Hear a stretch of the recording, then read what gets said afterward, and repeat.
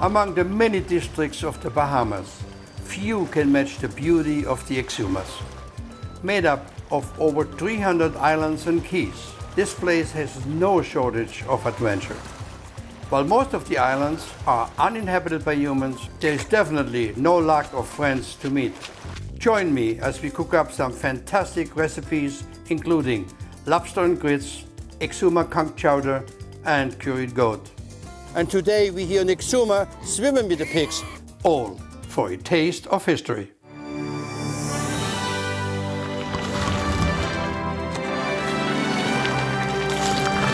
Wow, spectacular.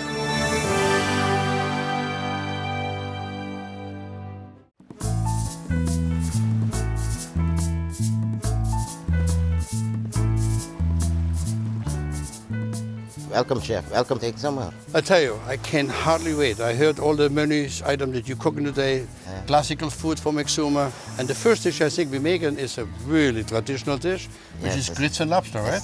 Lobster from here and the lobster grits from the ocean and the grits. We take it off the cob and we grind it into the mill.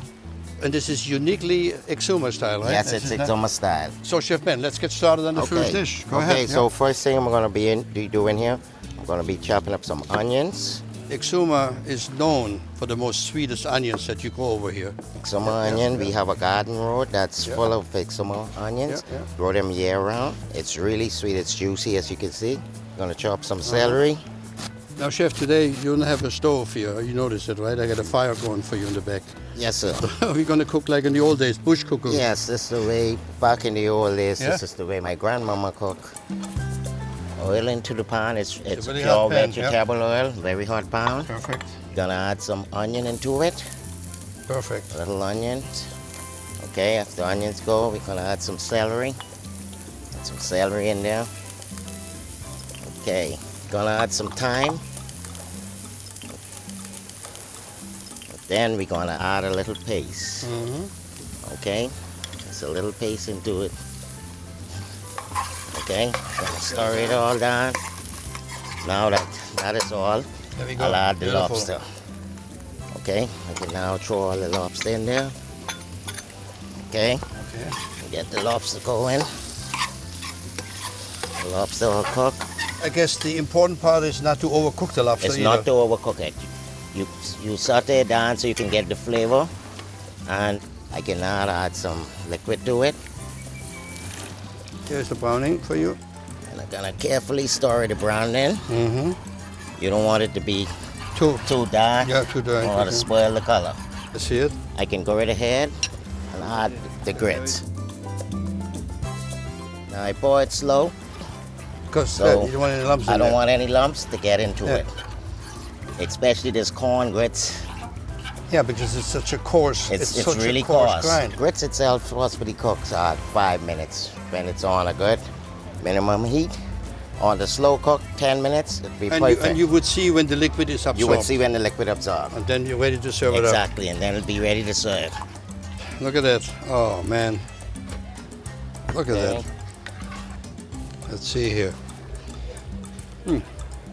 Unbelievable grits and lobster. Yes, sir. Ben, you're the man. Thank you. Great job, Thank you. always. Thank you. See, you're cooking with your heart. Yes. That's the difference. That's the difference.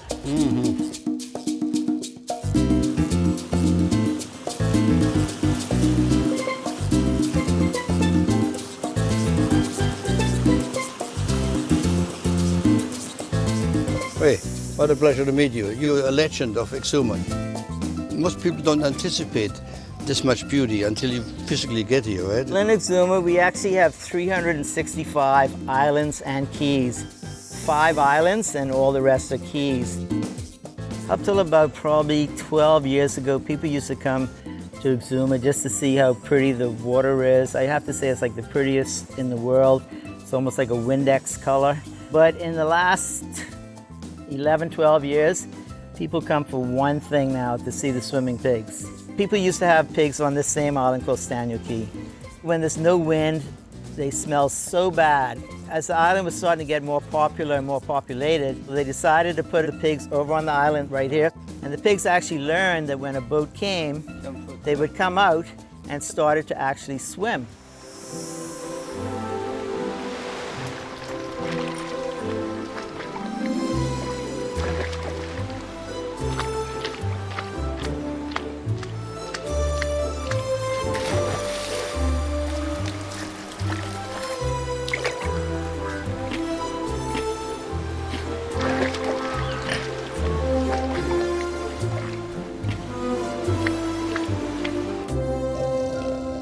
Next year, maybe we get them flying. I don't know. We'll see. What other wildlife you have in the Exuma Island?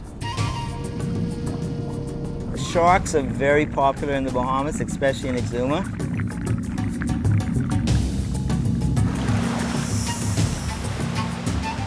We have iguanas. I love iguanas.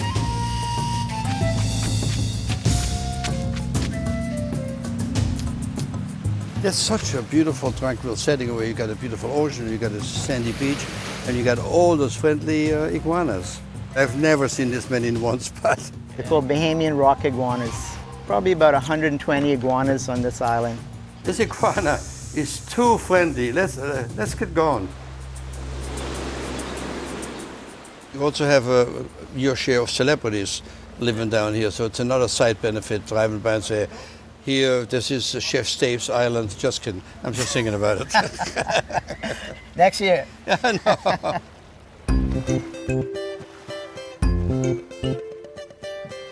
So for the next menu item, I'm trying with Chef Nigel. So what are we making? Well, Chef, today we're going to do the Exuma and Conch chowder. Our first step in doing the conch chowder, I'm going to take the conch out of the shell. I took liberty already of taking the conch and already cracking the shell to the outside. And so then we're going to take the first step, releasing the conch from inside, releasing the little muscle. There you go. And he's going to just gently, well, he's going to have a little tug at first, you know. And then he's going to come right out with this nice little lovely muscle inside, you know. So our second step, Chef, is the cleaning part. And it's got to be peeled off because this you could not chew. So what we're going to do now, as you know, with any mussel, it's going to be tough at start, but once she gets cooking, she's going to even herself right out. Now, Chef, we're going to dice the conch. Celery. Another beautiful Exuma onion. He's cutting the carrot. I'll peel his potato really quick. And the reason I'm helping you, that I can eat it faster. Now we're just going to carry the conch over first. All right.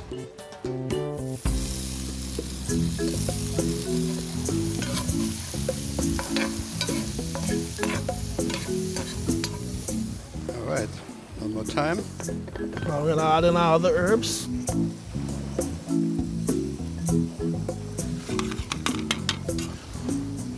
So we're going to let that take some time.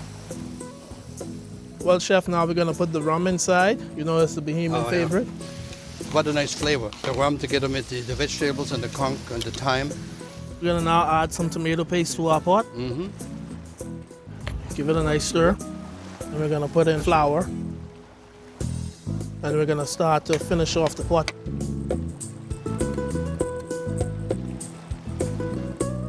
"15 minutes to be done. Conch chowder's ready. I want to make sure that I can taste the rum you put in there. Well, you only taste it when you try. Okay, I will try it right now. So much flavor. Feels beautiful. It's just kind of like, it's earthy. I guess it's what the conch brings along with it, the different herbs you use, the vegetables. I mean, this is just a beautiful soup.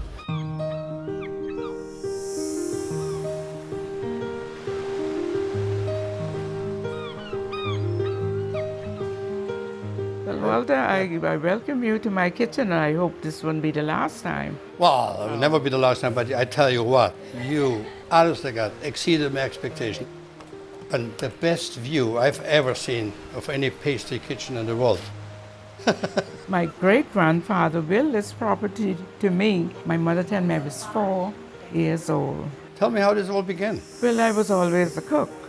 And after I retired, I said, well, I gotta do something because I'm still partly young, so I think I'm gonna open a bakery. I bought a book, I hardly use it. Just, Lord, just put wisdom and knowledge and understanding and just do things. I said, let me try this, let me try that. And that's where I take off from, and I never used the book. And it was 30 years ago. And it was 30-some years ago. This is not retirement where I come from. I wonder when that's gonna happen. Because I love doing Never. it. Don't you know, can I tell you something? Artists do never retire. We just go away, Just The slow next down. dimension.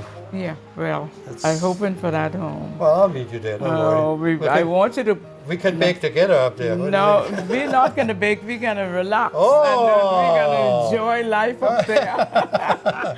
You're right. You're right. Let somebody else bake. Right, somebody else bake. I can't believe the unbelievable variety that you have here. I mean, I didn't expect this much. This is my marble cake. I cut that in slices. This is the Johnny cake bread. And these are my pineapple and coconut turnovers. One of your real specialties, besides all of those, is the chocolate rum cake. Chocolate rum cake. Let's see, look at that. Oh, it looks moist. Oh, yeah. Oh, I can see it already. Walter? No, cut a small piece because otherwise I'll eat the whole thing. There we go. Now this is rum, butter, and sugar. Doesn't get better than that. When I put the rum over it, that's what it began to look like. Can you put a little bit more on the spoon? Oh. Don't die now, don't die. And I know it's to die for. Oh, you are like That's why they love it. secret trick. Now let me try the bread. Oh, I'll be back tomorrow. Okay. Or can I sleep in your house overnight? Definitely, I have an extra room. Oh, does it have a lock on it? No, it do have the lock, but you don't have to lock it. Whoa, beautiful. What a beautiful experience. At the end of the day, it's all about passion and quality and making friends. And love. The And love. people. Love, yeah. And we have something in common. We both love what we do. I love what I do. Same I here. love it.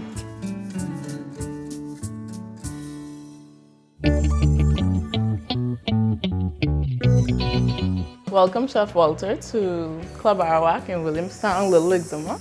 You know, I just spent a couple hours with your grandma across the street, and I'm never going to leave again. Well, sure. you know what? I'm not too much of a pasty kind of guy. I'm more of kind of a meat and potato guy or a conch fritter guy. Yeah. To tell you a little more about the family ties in Williamstown, my grandma, like you said, you interviewed across the street, she has a bakery. And my aunt has Santana's that's famous for the lobster, really good lobster. And then we have our conch fritters. So you got the whole menu here. Yes. Appetizer over here, the lobster over there, and then for And dessert. the bread and the dessert. Absolutely. Yes. Now they have the mixes you can buy and all this stuff, but I wanted something that's authentic. And your grandma told me that you've been doing this for 60, 70 years, and you Yes. haven't changed the recipe, so it's got to be good, no? Definitely. Is it a secret recipe, or is it It everybody? is secret. Oh, I can just tell you it's conch in it. well, I figured Yeah. that. But, Guests that come, they'll come back years later, like 10 years later, and say, man, I've been thinking about these fritters because it's been open so long. boy, I tell you, I can see why people are crazy. Now I see you have some dipping sauce there. Yeah, it's mayonnaise, ketchup, and some spices. Some Let little me try that. Oh, no. No. No. That's a marriage made in tops heaven. it off, yeah. Beautiful flavor. Little kick in the end. I can see the difference already. You did not save on the conch. Right, So I guess that's the difference. yeah. Plenty conch in there and a good, very good flavor. The taste. Oh, what a great combination. I'm sure I'll be back here.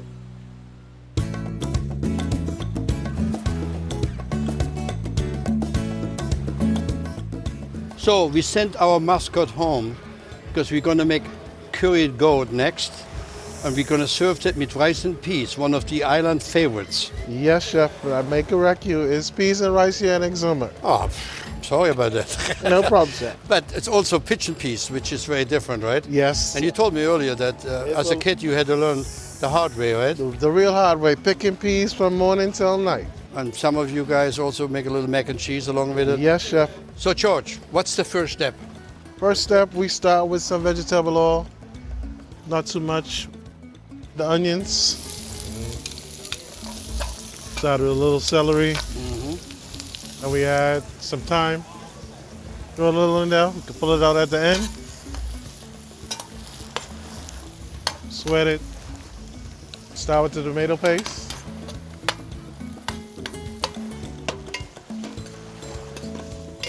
A wonderful item, the pigeon peas. There you go, chef. Perfect. Want to let this sweat. Then we add a little salt, a little pepper. Now I just want to add the water. Just want to bring this together for a few minutes. After the water starts to boil, then we add the rice. Take our time, stir it in. That should be enough, chef. In about 10 minutes, done, right? 10 minutes, finished, finito. Chef, now it's time for the main course, the curry goat. A little seasoning, we started with a little black pepper. Salt. A little salt, get it nice and happy. Curry. We add a little to it. We just get it a good toss, chef. Beautiful. And we on to the fire with it. Okay. Add a little more curry powder. A little thyme. We just give it a stir and let it simmer. Onions, a little celery, a little carrots. We just let this simmer. Add a little salt and pepper if needed. It's looking good, huh, chef? Oh, it's looking perfect. Habanero to add more flavor, to intensify the flavor of the curry goat. It's a rough chop. Into the pot we go. We give it a stir. And after a minute or two, we can add the liquid now. Add the potatoes.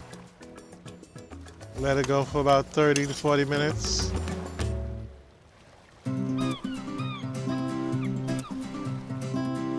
Look at it. Oh, man.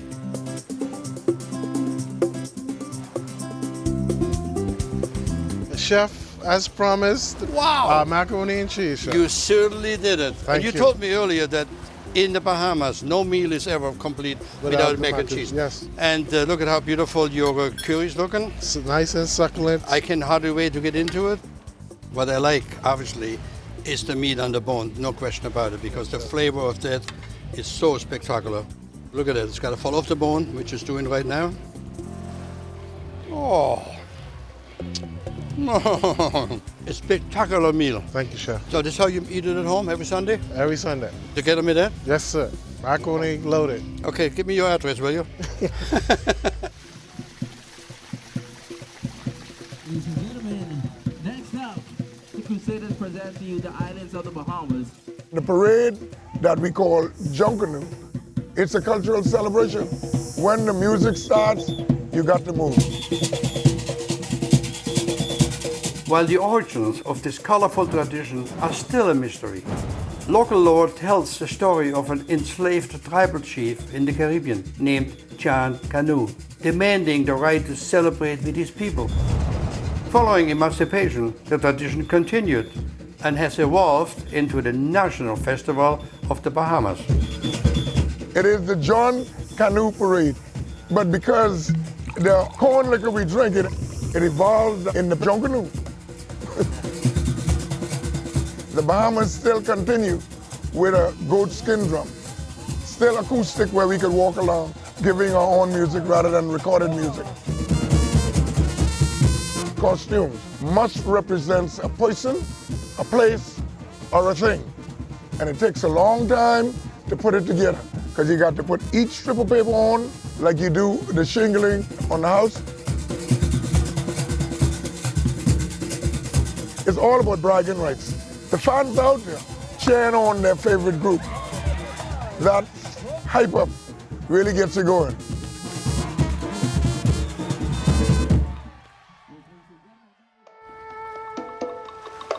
Alton, Hey, sir. it's a pleasure to meet you. Same here, chef. Let me tell you, I once had Guava Duff, and I swore I had to come back again because everybody has a different way of doing it. Yes, chef.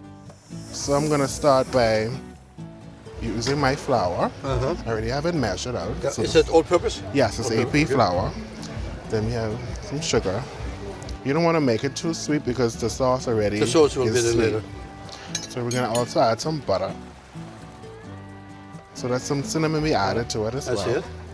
We're also gonna add some baking powder, our rising agent. Make it nice and fluffy. So these are our dry ingredients. It's now we're gonna add our wet ingredients. 2 eggs. We're gonna add our milk. Mix it up. Make it up, yeah. Yes, sir. Do you have to do it in a bowl or could you do it on a well? I prefer doing it in a bowl and then pouring it in, kneading it. Gotcha. And then by me doing this, I could also feel the texture. I got you. So that's the consistency you're looking for, so it's manageable because you got to roll it out. Well, with my hands, I don't really have to roll. So I'm just gonna kind of flatten it out. Gotcha. Yeah. So now that I stretched it out to a certain thing, I'm gonna use my pre-cut guava. You don't want to put too much. Just evenly spread it out. So now to make sure that everything has been spread, you use your hands. Just gently nudge it. Make sure you get all of your guava now. Move it on the flavor. Yes. Give it one last little pull and tug.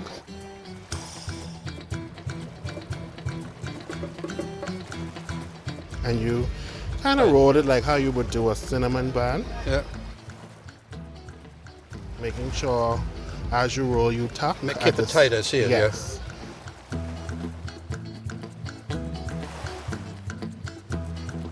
So now you fit it in. Hopefully it fits. There you go. And then you got to poach it slowly. On an open fire. So now you pull up. And then you roll it again. I like to roll it backwards. You slide it in, barely covering the top. You don't want it to cover the top. You want it enough that the steam from the water cooks the dough. You don't have to turn it? No, chef. And how much time does it take to slowly? Well, on an open fire, it would take usually 1 hour. Yeah. And then on a stove top, it would take 1 hour and 30 minutes or so. And then basically you finish this one with rum sauce? So now we're gonna make our rum sauce for the duff. We're gonna use some butter. We're gonna use some more cinnamon. Cinnamon just to give it a nice flavor. So now we're gonna add some sugar. So you just eyeball for it. Vanilla. And the fun part, rum. I smell it. So now we're gonna mix all of this goodness together. Now we're also gonna add some guava. Got you. Okay? So you get a little bit of the, I got you. Flavoring of the guava as well. Here you go. You want it all? Yes. Okay. This is our rum sauce for the duff. Beautiful. And chef, this is the finished product of our guava duff. And I understand you need to unwrap it soon because you need this for your pillowcase tonight, right? Yes, chef. It's getting late. Here we go.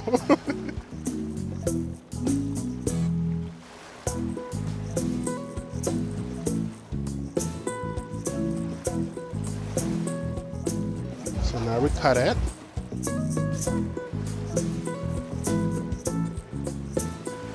Rum sauce. It's not Bahamian for strawberries, but it's just gonna make the plate look a little bit more delicate. All right, let me try now here.